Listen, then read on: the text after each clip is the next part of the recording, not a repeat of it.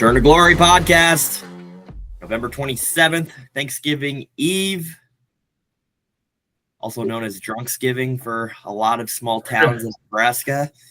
Nebraska basketball also plays tonight here in a couple of hours against the University of South Dakota. It's Iowa week, as it is every year. On Black Friday, we get a night game this year, 6:30 p.m., Kinnick Stadium. Blackout for the Hawkeye faithful. It's going to be a fun one, but we don't have to worry about a bowl game, so we can all breathe about that. What do you guys think? Austin, do you think how do you think our mindset is going to be for a team going into this game? Coming off a big win, storm the field. We know the whole myth on the you storm the field, play bad the next game. Like, what's the mindset of this team going into Iowa this week? I think they'll play a little bit looser, knowing that the bowl game's not on the line. I think they will play probably a little bit more intense, probably closer to the Colorado. They'll try to play closer to the Colorado intensity because just based off some of the comments Rule was making, how it's like, yeah, last year they were kind of taunting us as we were leaving the field, and there were a bunch of people really upset about it. So I think like mentally they're going to go in super aggressive. Now, is that going to play out on the field? I have no idea. But I think they're going to go out with a little more energy than they did against some of the other opponents they've gone against on the road. Yeah, I believe the thing that the storm in the field or whatever, coming off big win, you play more flat. But there's one exception, that you're playing a rival, and I don't see any way you can come out flat against them. Like, they don't like each other, so I don't know how you can't be pumped up for this game. Like, I just hate Iowa off the bat. We'll just say that. I'm not even a Husker fan. I hate watching them. You know who loves Iowa? Matt Rule. Matt Rule freaking loves Kirk Ferentz. He will throw his name in any conversation he can. It's like, this guy's over at Iowa. Big old man crush. Well, what he said yesterday was the last 20 years it's been the same scouting report on Iowa, same thing, like with Kirk Ferentz and everything. You know what they're going to do, and they've done it for 20 straight years. It's pretty impressive, but I mean, it is. It's important to watch. They have their defensive coordinator. They've been together for a long, long time, and Iowa's defenses have been so good. And the line that Rule used was however he worded it, they beat you in the second half. Like, the first half might be ugly. It's methodical. They're kind of feeling you out. And in the second half, they come out and boom, you just get hit with a bulldozer and you're like, oh crap, what just happened? Nebraska's seen that over the years, but we've also had some teams that have not been great throughout the years and have hung with Iowa. Iowa's not a team, as we all know, that blows people out very often.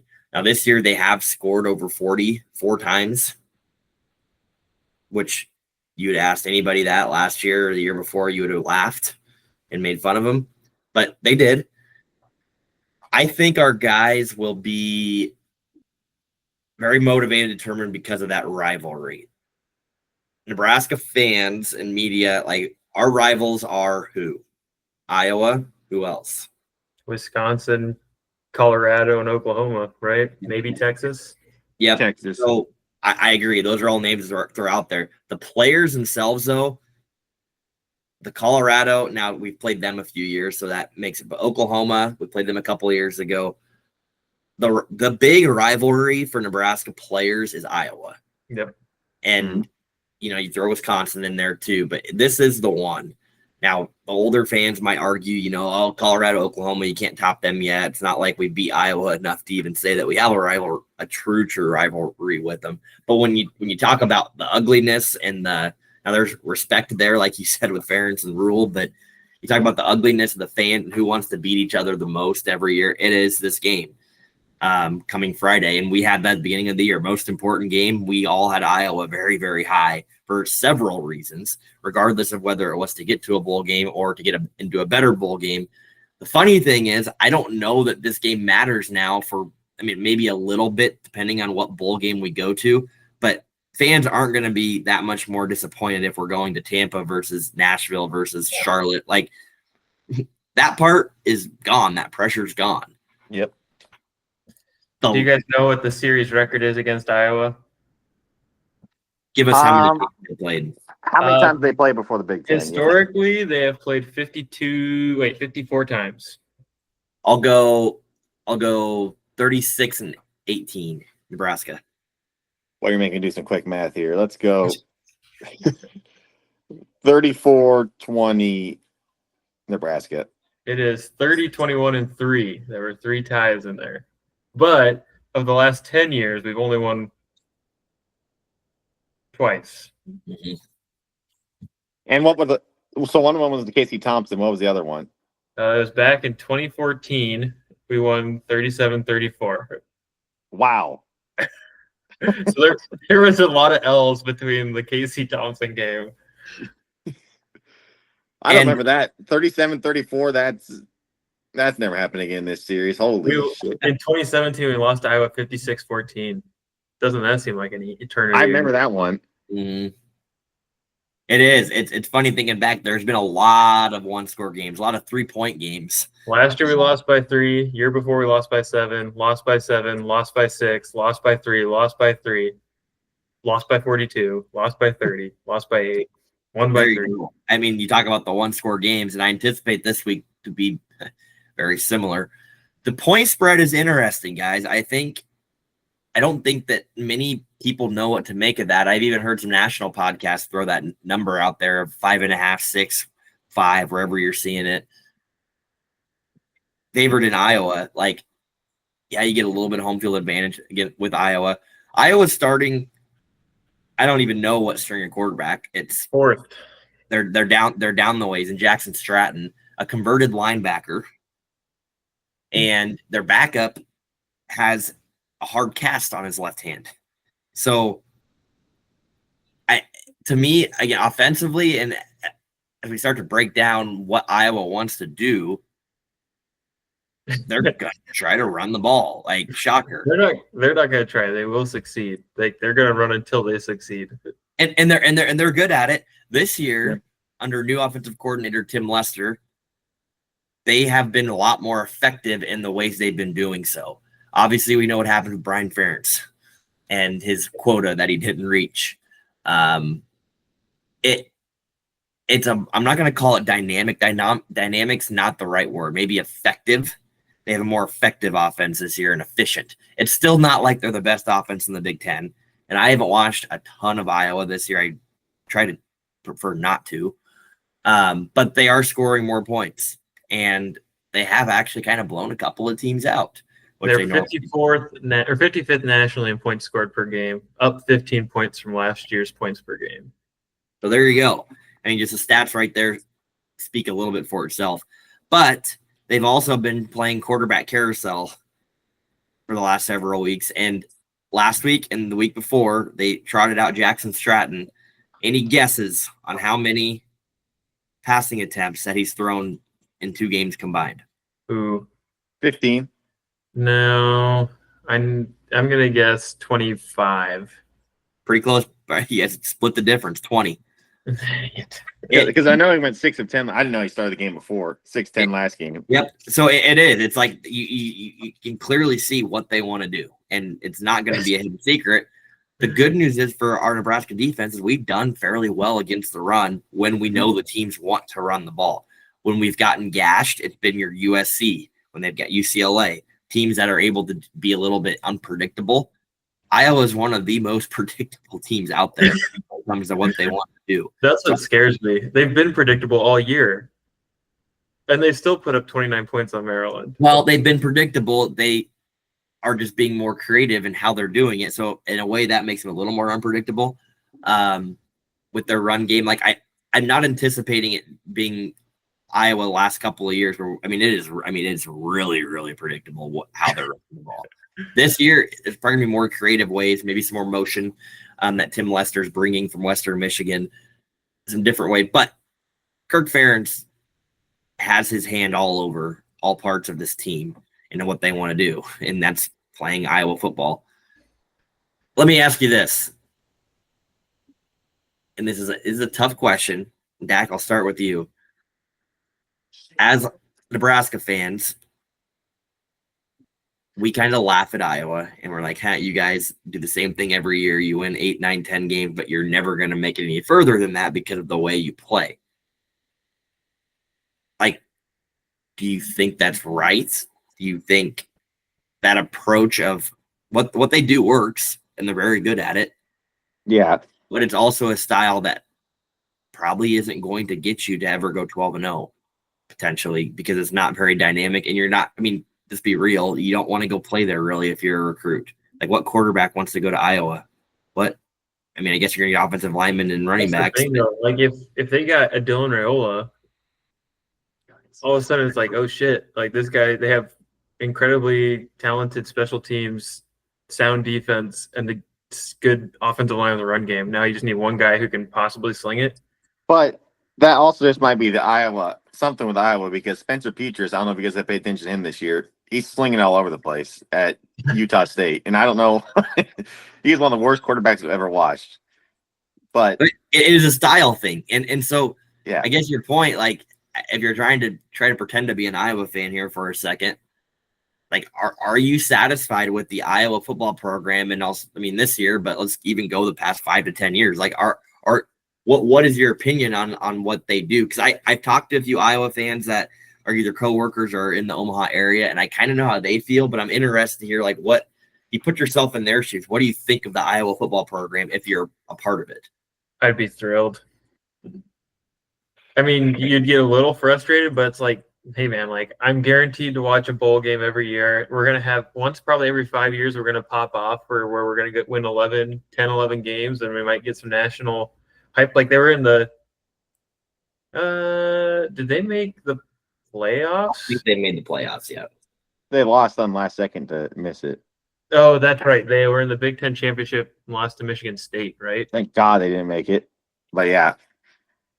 So I mean, they like you just hover in the space, and then you're just going to have those years every once in a while where you pop off and you do really well, and you might have a year where you dip down to 7 wins, but you're not dipping below 6. I, as a Nebraska fan who's going to experience my first bowl game in 8 years, it sounds pretty nice. I would personally hate it. You don't, first off, like I said, I hate watching their style. I mean, Dak should know this is basically Oklahoma, except they lose the big games. Yes. I mean, I'm come from watching a team that scored all over the field that went back to this year playing like Iowa, like can barely score the ball at all, and it sucks. I hate it. I would rather have a team like, let's be real, Iowa has no shot of winning a title with this system right here. I don't think so. So you come into a year, yeah, you're guaranteed 8 wins, but you're going to play every game very boring, squeak out every win at the end, and that's how you're going to do it every year. I would hate it personally. I think Iowa fans like it because it's like their basketball team. I mean, they're like, it's like Stockholm syndrome. They've had it their for 20 the years same way. Yeah. They dribble, yeah. Every sport of Iowa is the same way. So I think they like it because Kirk Ferentz is there for life. They've had him. He's run the same system for. Has he actually been there 20 years? 26, 29, something like that. 25. Yeah. So if they hated it, he would have been gone 15 years ago. But they've just kept the same system, and I don't get it how they like it, but whatever. Just keep doing you, Iowa. I think here's how I've shifted on it. I've used to always kind of laugh at it. Obviously, with Nebraska's last 8 to 10 years, they laugh at us, right? And rightfully so. They have every reason to. Iowa fans do. With the old system, even the 4-team format, I completely agreed. I'm like, you guys, they're not. You're not going to make the playoff playing that style with that few of teams given the opportunity to make it and have a shot to win it. But I do think now in this year is not the good year of describing it, but they had years, where they're 10-2, 11-1, 9-3 even. That, guess what? That's making the playoffs. And you tell me is anybody going to want to go to Iowa at Kinnick Stadium in the middle of December, late December, and try to win a playoff game there? Gladly. I don't think that's going to be very fun if you're a team that's not used to that. What I'm saying is it gives them a shot now. Now they have a shot of this. Before, I didn't think so.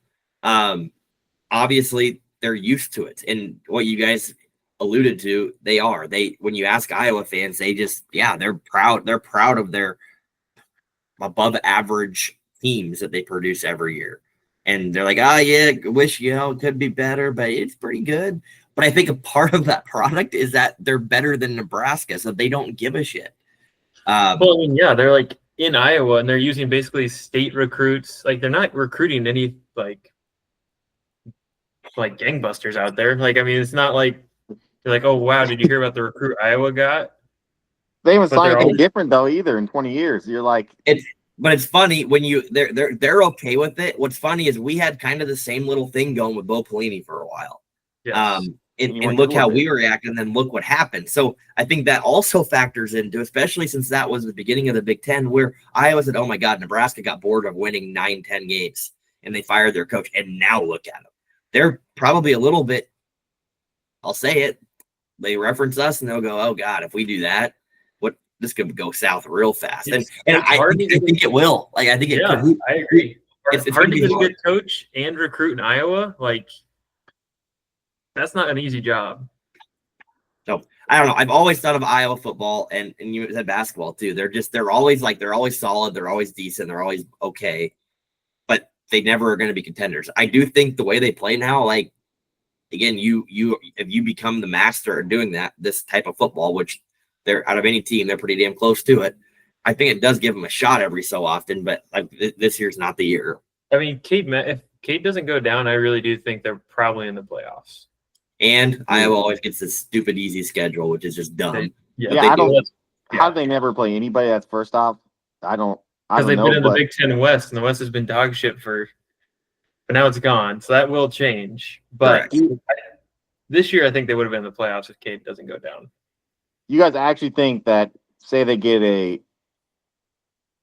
let's just say, a Tua as their quarterback, you think that that's the difference from being like a national title contender? Like, that would just completely change their team? Maybe. What's hard to know is I just don't know what they want. I don't know that they would even know or try or know what to do with a quarterback like that. I think it's just the style, like you said. I don't know. Like, they're going to give the ball to Caleb Johnson on Friday, and that's what they want to do, regardless of who their quarterback is. And so, even if you are able to somehow pull some strings and get someone in there that's athletic and talented, I don't know if they're going to utilize him enough to even keep him there, one, but then that they're going to take advantage of his strengths. That's what's hard. Looking at their schedule, they're averaging, like you said, 15 more points than last year. I mean, I'll say it blew out Washington. They blew out Northwestern. They blew out Wisconsin. I mean, won all those games by 24 minimum. They slipped up at UCLA, and then they beat Maryland last week 28-13. So they clearly have played some common opponents with us, but it's not like anything sticking out to where it's like, oh crap, like Iowa's really, really good. I mean, we just beat Wisconsin. It wasn't 42-10, but it felt like it. Pretty close anyways. Yeah, nice. I mean, I think you feel a little different about it again if their fourth-string linebacker wasn't their quarterback. Because, I mean, last week they scored 29, but they had 5 field goals. So it wasn't like they were moving the ball, but then when the field got tighter and they needed to be a little bit less predictable, and actually throw it, they couldn't. So they had a lot of red zones where they left points on the board. And then UCLA, they only scrounged up 17 points, which, I mean, we barely scrounged up 17 against UCLA, but yeah, I don't know. It's just more than anything this year. It's like, exactly what they want to do. Like that's we always know what Iowa's going to do, but especially now with their quarterback situation, That's the thing is everyone's known that though. Yeah. All year they've known that, and no one's been able to really do anything about it. This is why I say you ask any else 12 teams in a playoff, would you go to Iowa and play? Yes, 100%. It's because last year, what were they, 10-2 Yeah, I think so. after the Husky? What did they do after that in the bowl game? Just got absolutely slaughtered. Like, I think it's just because they're in the Big Ten and a lot of teams play like that and they play down to their style. I think any team would love to go play Iowa in a bowl game or in a playoff game at Iowa. I don't think if you have any offense at all and you can slow down their run game a little bit, I think Iowa's a very easy win every time. So outside of the Big Ten, something about the Big Ten teams play down to what they want to do. That's the thing with the offense against Iowa's defense. They have done such a tremendous job of their defense producing top 10 units year after year that it does take good offenses to understand what they're doing and be able to beat it in a way that you don't change your entire playbook to do that. That's, I think, a little bit of the challenge when teams go and play Iowa is that if you don't really realize what they are doing on that side of the ball to be so good, you can get stunned and knocked down early and be like, oh crap, like this is actually a really solid, well-coached, structured defense. The Big Ten teams, though, on the other hand, like I think a lot of them know that. And I feel like Nebraska, like we have done a good job of scheming around it the past several years, including the Scott Frost years, to at least get some production on really good Iowa defenses. And they're here again, a very strong, solid defense. Maybe not so much as good as they were last year. Last year, they were really freaking good. But they're still holding opponents to, I don't know what the number is. Austin, maybe you have it in front of you. 5 yards play, which is 34th nationally. I don't have what their they allow 17.7 points per game, which is 5th in the Big Ten and 12th nationally. Okay. So pretty good. It's good. It's really good. It's not elite like they have been in some years. Our offense, as we know, is also on the rise, has some new life to it. But ready?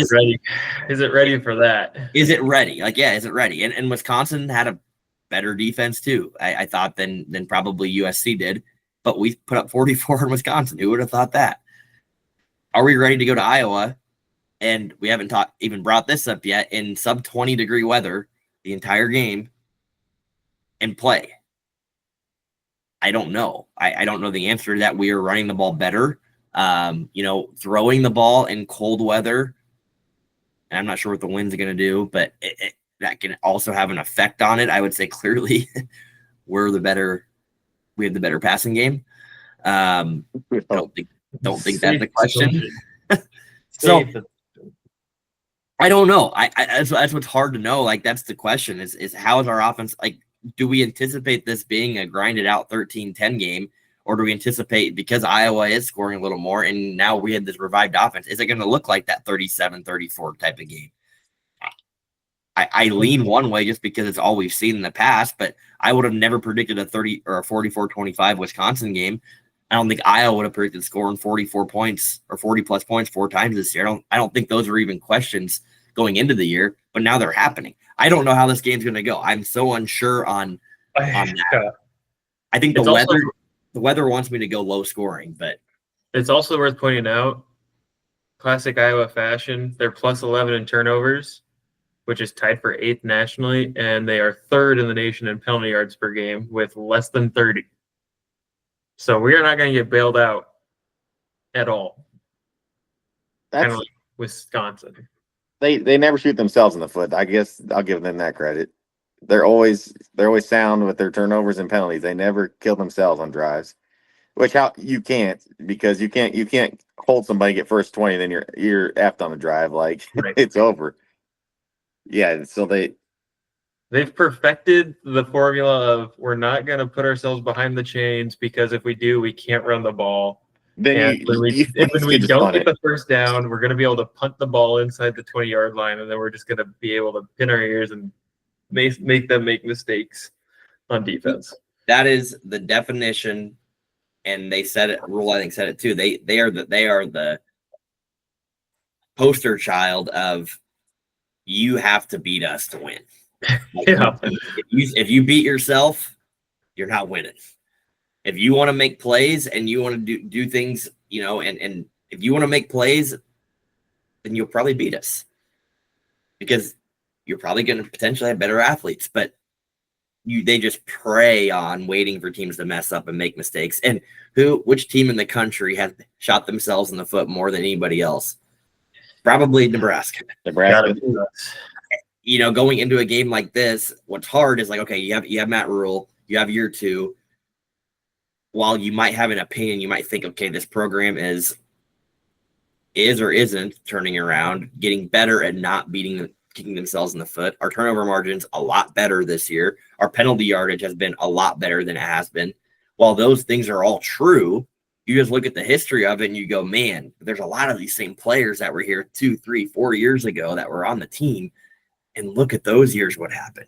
So for the coach's mindset, especially, it's going to be hard not to think that and have that game plan of, all right, let's just do our thing. And Nebraska is going to beat themselves. If they do that, I think that still gives us the best chance to win. I mean, I think we're going to have to make plays, but we have started to do some more of that, which has been really good. Can we continue to do it? I don't know. And this goes back to the question at the beginning of the momentum that the celebration, all of that post storm in the field and champagne popping at the tailgates. Like, I don't know how we respond. Like, I feel like Vegas knows something with the line and how that went. Now, granted, you look at Iowa scores, maybe it does make a little more sense, but I don't know. Are we satisfied that, okay, win or lose this, we're going to a bowl game, and probably a good bowl game, like a solid one, because of how we're going to travel. This game's going to tell us a lot about the program and the state that it's at. I mean, I agree. Like, if we come out and we get absolutely steamrolled by Iowa, all the fuzzy feelings about Dana Holgorsen and the offensive progress is like, it's going to go away. You can't have one good game. If that scenario happens, like, what does that tell us? That tells us that we don't know anything about Dana. Not as good as what you thought. Yeah. I think that, but I think the big thing that tells us is that as a program, we're just satisfied of making a bowl game. Like, that was our goal. And it was definitely our goal. Yeah. It was. I'm not saying, but we just really had no aspirations to, not none, but our growth mindset, our program building mindset that we should be having is a lot less than what we thought or what it needs to be. If we come in and just get obliterated by Iowa, who again doesn't do that to teams very often. And if they do, well, guess what? We're probably not in the same tier as Iowa again. We're not on the same tier as Iowa. I don't think we are. We funded this after the year. I still just have all these Big Ten teams grouped up in one big tier, outside of maybe the top 4. I think after that, there's one big chunk of a bunch of teams that on any given week, you go play, you're going to win 6 out of 10 or 4 out of 10 times against these teams.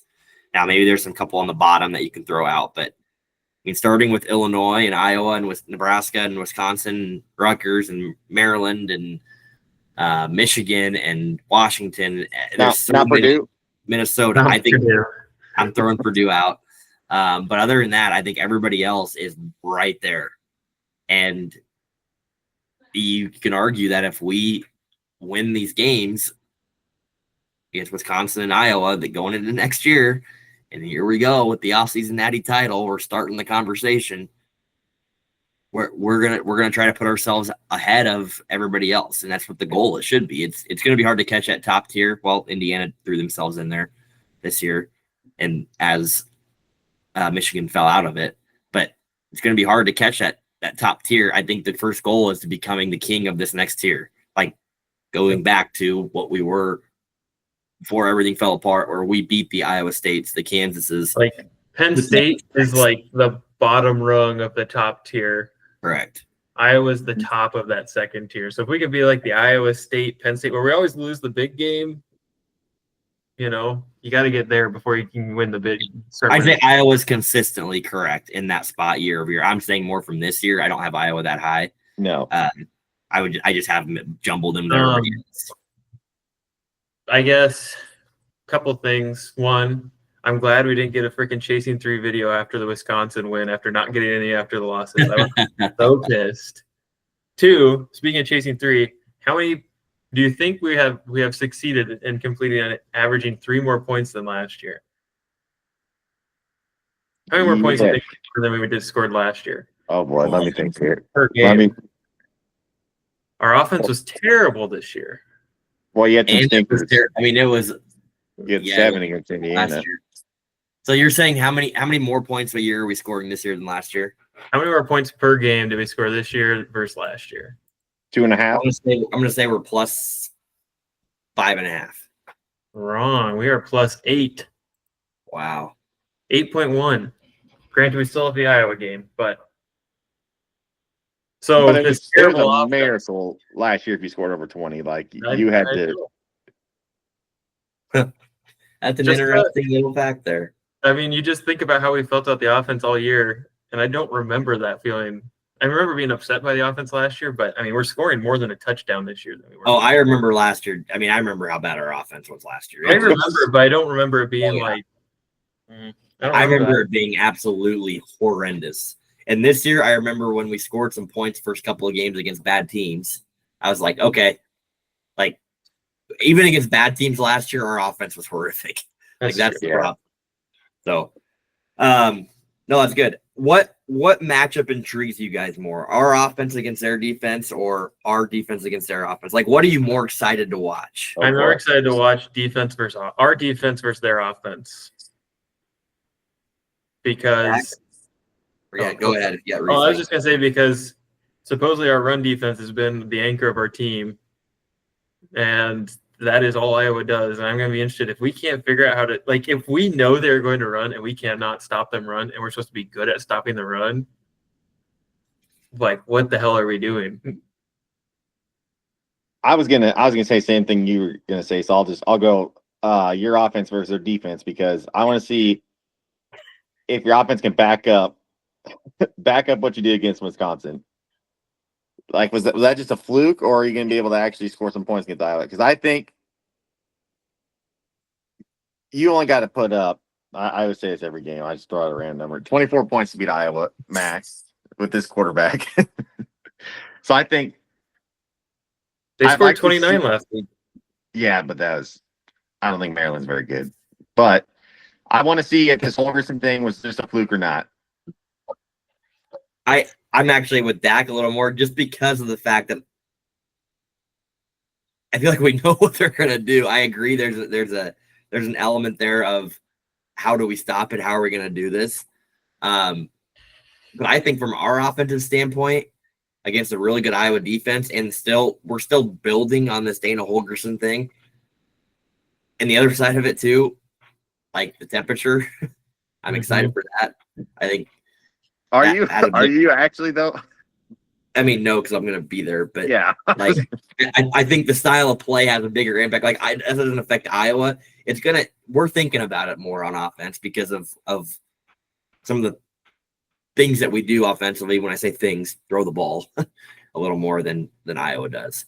So it'll be fascinating. And I think the one part of the game we haven't talked about, but it always seems to come down in Nebraska-Iowa games and Iowa games in general, but especially Nebraska-Iowa games, the special teams.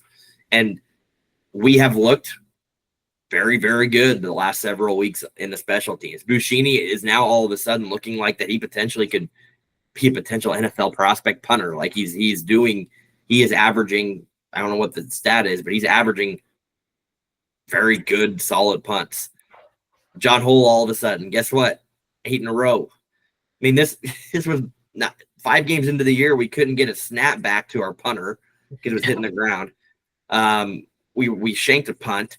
We know the problems on the field goal kicking. I mean, it was disastrous in the last 3 or 4 games. We've been solid and good. And I mean, it was the point where like, okay, Ed Foley's easily gone. He's like there's no way he's lasting. Well, our special teams has looked solid. Iowa always has good special teams, always. I think there's going to be some back and forth on both sides of the ball, but when it comes to special teams, we have to at least go net even with how that goes in this game for us to potentially win. I think you give up a couple of big returns. You get a kick blocked, which we've done. We have blocked some kicks. We've also had a couple blocked. If we win or at least stay neutral in the special teams game, I like our chances. I really do in this game. But Iowa is very, very good at capitalizing on those plays. All kinds of it. Punt return, kick returns, kick off, field goals, everything that goes with it. So that's, I guess, my last take on the actual gameplay itself. I think special teams is huge. I mean, yeah, Iowa's going to be good. They'll pin us deep. Originally, I was thinking I was going to be like, I'm going to call my shot. I'm going to say there's going to be a fake punt. But now that I think about it, there's no way we fake a punt because we don't want to give Iowa any better field position than they need it. So you're right. It's just going to be how deep can we pin them, and hopefully that our offense will move quicker than theirs. We'll be able to score more points, but it's going to be – I think it's going to be a little bit more of a grinding game than high scoring. Which leads into exactly what Iowa wants to do. Yeah. I did see a stat, though. I was giving up. I'm not. This is going to be completely out of my ass here. It was around this stat here. They're giving up I think the second most 20-yard pass in the Big Ten or something like that. So you might be able to air it out some. Now I'll have to go back and actually relook what it is. It's something like that. I was going to say I'm not even going to comment on that because one, it just doesn't seem right. Look it up. It's something like that. I'm looking it up. I'll go find it. Yeah, I was gonna say I have no idea how to go type that in or what to look up there, but I saw a tweet. It could have been made up, but air it out. Long story short, Dak, speaking of made up tweets and accounts, you were right on the Malachi Coleman thing. So thank you. I still that account, and it was funny that account that posted it. Also had their fun words to say afterwards because people were trolling them and saying, they didn't know what they were talking about. Whoever it is must really have, they must be inside the program, but not all the way inside to where they're they have a whole lot of inside information, but enough to an insider source. So anyways, and it is Rule kind of did a good job of, as he always does, explaining it well to the people that we're going to cut 20 to 25 players for the new roster size limits next year. So people like Malachi, it sucks, but you're going to see more of that. And you're really going to focus in on those guys that are, sitting at 60 to 80 and who you want to keep and who's going to get cut from your roster. So I thought that was a good way of kind of putting it away without making it too much of a negative. So, anything else? Nebraska, Iowa score predictions? You go first, also. I'm trying to find that tweet. I'll go first. Yeah, you go first. John Hull, game-winning field goal. Nebraska 20, Iowa 17. Oh, I had the same thing. You guys always had the same score as somebody else. Dak, Okay. You had the same as Austin last year. Yeah, let's go with the Great bang thing. here. I can pick a different one. Iowa 20, Nebraska 17. Take that. Let's go with the bang. Same way I've been going all year. Nebraska 45, Iowa 31. Jesus. Yes. Yes. We got a shootout going on. The one time I don't pick a shootout and then actually Nebraska scores 44. That's true. I'd like to know my average was for the Nebraska points this year, guessing. I'm guessing over 30. Dak, do you have any picks? And let's do this. If you don't know your record from last year, you don't get allowed to do pick, or last week, you don't be allowed to do picks this week. Oh boy, you think I know? I know Oklahoma won. You don't even know who you picked last week. No, I don't want to. I was, we're just still celebrating from last week. We'll say that. Are we just chalking up Dak's bet gambling season to just a wash, a push? Because I think you were sitting at about 52% when we stopped keeping track, which Here. I guess would be just slightly above 500. You only picked 5 out of your ones on your sheet. I just don't remember which Here you ones. go. I'm sure Indiana, you had no. Indiana, no. Nebraska, yes. Oklahoma, yes. Minnesota, yes. What was the next one? Tennessee. Anyone know that Tennessee scored? they lost. They did not. They played UTEP.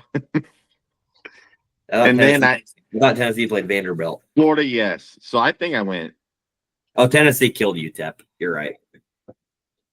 5-0.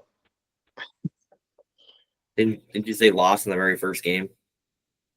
Oh yeah, no, 4-1. Indiana lost. Okay, so I'll whip out 5 picks right here, right? Rip them. All right. First one, Oklahoma plus 6.5. I already know that one. Nebraska plus 5.5. Of course, my ESPN app's not going to load now. Let's go. Texas A&M money line. Who are these Auburn. teams playing? Huh? Who are these teams playing? Texas playing, or Texas A&M is playing Texas. Thank Auburn you. spread against Bama, which is, let's go here. Yep. 1 second here. Oklahoma's playing. LSU. Thank you. Let's go. Auburn plus 11.5 against Alabama. And then my last one, last pick of the year right here. Let's go. South Carolina plus 2.5 against Clemson. To total everything up and actually finalize it once we get done. I've been slacking on my graphics. 4-1 last week. Getting those out there. Anything else? I think Nebraska basketball here starting up a couple hours. Creighton lost again. Creighton lost. Maybe they aren't as good as people thought. Story of our lives, right? We get a good win, and then it's like, well, are they really that good? I think we do this every year. Favorite Thanksgiving food item? Ooh. Stuffing. You know that Oreo salad, cookie salad? Ooh, I think I do. That'd be up there. Yeah. Go between that and green bean casserole. I've had more people say green bean casserole. I'm trying to have been sneaky with that pick, and more people are saying it than I thought. That's what I've been going to. So green bean casserole. I'm also big mashed potatoes. Oh, that's Can't go wrong there. See, my family, we don't. My dad's allergic to poultry, so there's usually like ribs or something. Ribs are pretty freaking good. It's a nice little twist. Nice Yeah. Thanksgiving. And then pumpkin pie, yay or nay? Nope, no sweets for me. Ooh, yay on the pumpkin pie, but apple pie is better. I just I don't like always have to sweets, have so no. one piece of pumpkin pie. I have to have one. For sure. Just can't wait for that. Favorite, but Can't wait for that nap during the Giants Cowboys game. That's all I can wait for. That's gonna be there's gonna be a lot of watching that game. Nope. We don't watch Tommy DeVito versus Cooper Rush. Battle of No, the Century. DeVito's out. It is Drew Lock. Oh boy. Yep. that was your best line of the season. It's Drew Lock. I'm gonna be out. Is the Iowa game a night game? Is that 6:30? 30, baby. 6:30. Yeah, Yeah, they moved it this year. We will be leaving. That'll be fun. Headed out early Friday morning and coming back after the game. It's going to be a long day. It's going to be a cold one. Oh, you're coming back after. My road record. We had basketball practice Saturday morning. That's why. No. Oh my God. Good luck. Long weekend. It's going to be cold. And everyone don't have too much fun tonight. I'm hoping my road record can go to 3-15. That's such a bad record. Oh shit! 2-15. Mizzou in that? What? Are you counting Mizzou in that? No. Okay, good. I was gonna say don't count Nebraska. that. You can't count Mizzou. The number of Husker fans that probably have 17 road games total, and the fact that you've seen 15 losses is incredible. It's I've pretty, heard a pretty lot awesome. of people. I've heard of a lot of people going to this one. I don't think know there why will be you a lot would. because the later game. I do think that helps a lot. It's obviously Black Friday, but I think it gives people time then if they do have a little bit of traveling, a couple hour travel on Thanksgiving, that people can get up and go on Friday. It's not an 11 o'clock game that you kind of got to be out there already. Saturday, Thursday night, yeah. Because Oh, how long you'll would be- that? 5 hours? 4 5 hours from Beatrice from Omaha. It's only about 3.5. Oh, that's not bad. And you got basketball practice in the morning. Saturday morning. Oh boy. Championships are built. Then you're back to watch Oklahoma LSU. Yep. Boomer. Yeah, we will. All right, we'll be back Sunday. Go Big Red. GBR, happy Thanksgiving. Boomer Sooner. And Go Big Red. just Yeah. get in the habit.